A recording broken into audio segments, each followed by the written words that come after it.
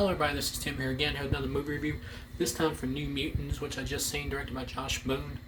Now, New Mutants is a film that has been, anybody who has followed films or film development knows this film has been in and out of development hell for who knows how long, production hell I should say. Originally, Mr. Sinister was supposed to pretty much be set up in this film, and then another one, Antonio Banderas, was supposed to cameo in this film. They pretty much take out any ideas of setting up for sequels because who has been following the news, Disney owns X-Men now, so they're going to put them in the Marvel Cinematic Universe and reboot them. So technically, this is the final film in the X-Men universe of the Fox creation. And I'll say right here, it's better than Dark Phoenix. Dark Phoenix was a film that I didn't hate, like some people, but I just thought was kind of meh. It's better than Dark Phoenix. All in all, from 1 to 4, I'll say I'd give this film a 3 out of 4.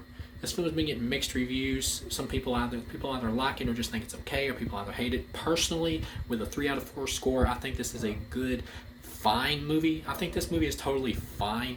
The way the movie plays, it's about these kids who are locked up in this institution, kind of like a Nightmare on Elm Street 3, and they all, sorry about that, are thinking they're being trained to be X-Men, but really they're being trained to be weapons. Big surprise, no surprise there. You can see it coming from a mile away. And you got the actress, I believe her name is Alicia Braga, who is also in Predators, as the only doctor there. You'd think they'd have more security though, and she's pretty much trying to train them and tap into their mutant potential and stuff like that.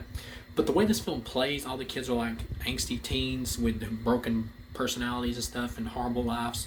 And the way the film plays, it's not really like an X-Men movie at all. If they didn't mention X-Men in the movie, it really wouldn't need to be X-Men. And I'll say this, I don't know shit about New Mutants. Like the comic, I don't know anything. So to me, this is just a film. And if you remove like a few lines about X-Men and just you could easily just make this film its own thing. Just change the title from New Mutants to something else.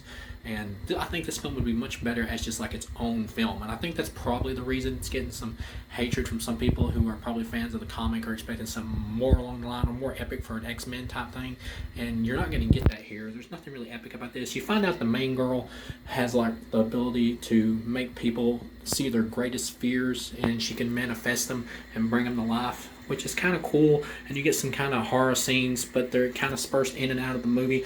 One thing I will say, Anna Taylor-Joy, who was in the movie Split, who I like there, her character here is a total asshole until the end of the film, when she finally starts helping the main girl defeat like this big demon bear who's the main girl's angst. She can personify it. Excuse me for just a minute, I'll sit down. Sorry about that. Who's like the main girl's angst personified. Yeah, Anna Taylor-Joy's character, you get that character in film all the time who randomly pops up when somebody new shows up. She's like, oh, you're the new girl. You suck. She's just a bully for no reason whatsoever. It's kind of stupid, but I got over it by the end. And then the movie ends with the demon bear manifestation from the main girl, who's like her inner rage and anger and fear or whatever, attacking the place and eats Alicia Braga.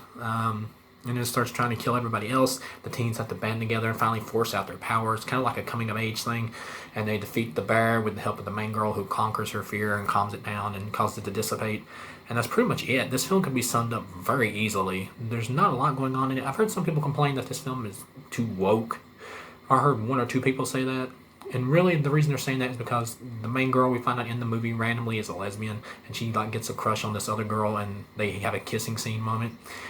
It does kind of come out of nowhere, but the movie doesn't really force the lesbianism.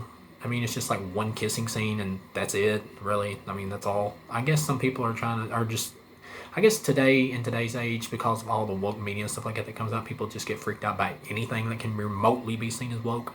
It's really not. I mean, if you're bothered by just like one lesbian kissing scene, then I don't know what to tell you. You're pretty easily pissed off. But yeah, all in all, this movie is fine. It kind of ends on like, it almost feels like a pilot for a TV series, or like a setup for a TV series. It really feels like it has nothing to do with X-Men, and just kind of starts and ends like as these kids' story of just like getting out of this institution. It feels like a setup for a TV series or something like that. All in all, I thought this film was fine. There's nothing in it to write home about. You're not missing anything by not watching it. And if I had to say recommend it or don't recommend it, I would go But as a film itself, from 1 to 4, I'd give it a 3. I think it's fine entertainment. There's nothing to write home about.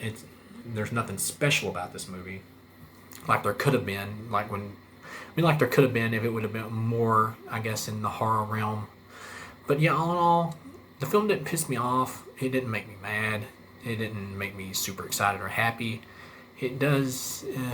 It provides an okay end to the X-Men. It doesn't really provide an end to the X-Men universe started by Fox at all, really, because it doesn't feel like an end. It doesn't feel like an X-Men movie whatsoever. Once again, I think this film would just be better by itself. But yeah, all in all, I'd give it a 3 out of 4. Like I say, it's fine. The acting is fine. Nobody's really bad here. There's the one dude in the institution who has the ability to like catch fire and flame on. He's kind of underwritten. And I will say this, the main girl, her character is just okay. Her acting's not really bad. She just doesn't have a lot to chew on. Like the other characters are more interesting than her. Like there's this Kentucky boy in the movie who accidentally killed his father because he can like gyrate his body, and he accidentally caused the mind cave in. He was more interesting than her. There was lots of the characters had more interesting backstories than she did. Even the religious girl who we find out is like her lesbian crush or whatever, who has a brand on her body of a W where a preacher like went crazy and branded her thinking she was a witch because she had mutant powers. Yeah, she's more interesting than her, and her acting was better too. But I don't know if it was so much the acting or just the character had more to chew on. Yeah, all in all, I'll give it a 3 out of 4. And this is from somebody who knows nothing about the New Mutants, so to me, this is just a movie. All in all, I think this movie is totally fine. Is it worth seeing in theaters? No. Is it worth like catching if you like X-Men? I don't know because I don't know anything about New Mutants. Is it worth catching if you just want to watch a movie? I think yeah, sure. So, thank you guys for watching, and I'll see you again.